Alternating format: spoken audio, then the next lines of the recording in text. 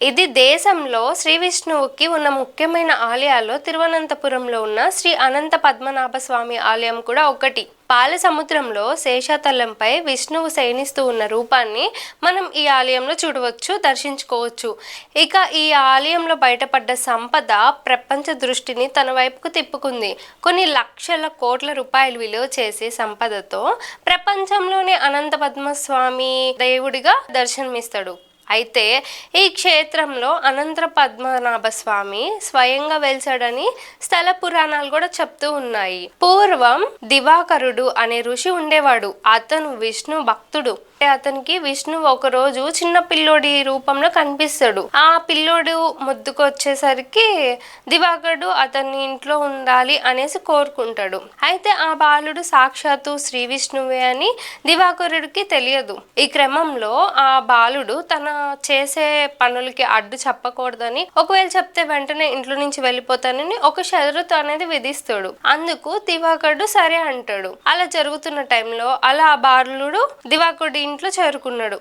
అలా ఆ బాలుడు దివాకరుడి ఇంటికి చేరుకున్నాక నిత్యం అతన్ని హేళన చేసేవాడు, అల్లరి కూడా చేసేవాడు. అయినా దివాకరుడు ఆ బాలుని ఒక్క మాట కూడా అనేవాడు కాదు.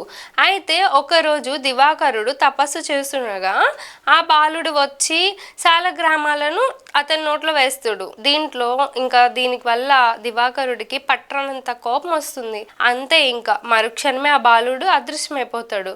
అప్పుడే దివాకరుడు ఆ బాలుడు శ్రీ మహావిష్ణువు రూపంలో ఉన్నాడు అనే సంగతి తెలుస్తుంది. ఆ బాలుడు అదృశ్యం అవుతూ తనను చూడాలంటే అనంతకాడు దగ్గరికి రమ్మని చెప్తాడు. దీంతో దివాకరుడు స్వామిని వెతుక్కుంటూ వెళ్తాడు. సముద్ర తీరంతో ఓ భారీ వృక్షం శ్రీ మహావిష్ణువు రూపంలో ఉంటుంది. ఇది సముద్ర తీర ప్రాంతాల్లో. అప్పుడు దివాకరుడికి కనిపిస్తాడు. అంతటి పెద్ద రూపాన్ని సరిగ్గా చూడలేకపోతున్నానని దివాకరుడు చెప్పడంతో స్వామి దివాకరుడిని భారీ కాయుడిగా మారుస్తాడు.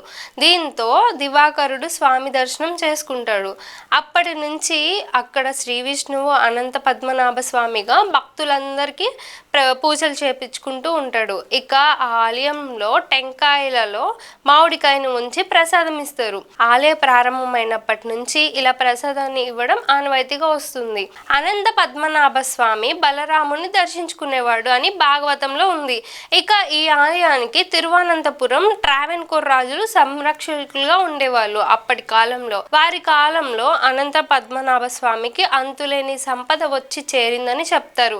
ఇక ఈ ఆలయంలోని నేలమాగిలలో ఉన్న గుడుల్లో అన్ని గదులను ఇప్పటికే తెరిచి సంపదను లెక్కించారు. కానీ ఒక్క గదిని మాత్రం తెరవలేదు. ఎందుకంటే ఆ గదికి నాగబంధం ఉందంట. దాంతో ఆ గదిని తెరిస్తే అరిష్టాలు జరుగుతాయని విశ్వసిస్తున్నారు. అందుకే అనంత పద్మనాభ స్వామి ఆలయంలో ఒక గదిని తెరవడం లేదు.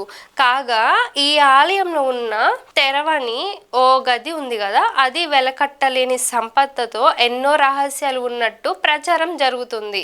ఇవన్నీ మనుషుల కంట పడితే ప్రమాదమని, మానవ జాతి వినాశనం జరుగుతుందని ప్రచారంలో ఉంది. మనం బేసిక్గా వింటూ ఉంటాం. అనంత పద్మనాభ స్వామి గుడిలో ఒక గది, రహస్య గది ఉందని చాలా మందికి తెలుసు ఇప్పటికే.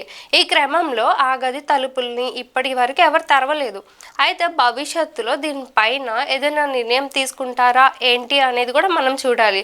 కానీ ఇది కేరళ రాజధాని తిరువనంతపురంలో అనంత పద్మనాభ స్వామి ఆలయం ఉంది. సో చూసారు కదా, ఇది ఈరోజు వీడియో. మరొక వీడియోతో మళ్ళీ రేపు కలుద్దాం. అప్పటి వరకు చూస్తూనే ఉండండి PSR న్యూస్.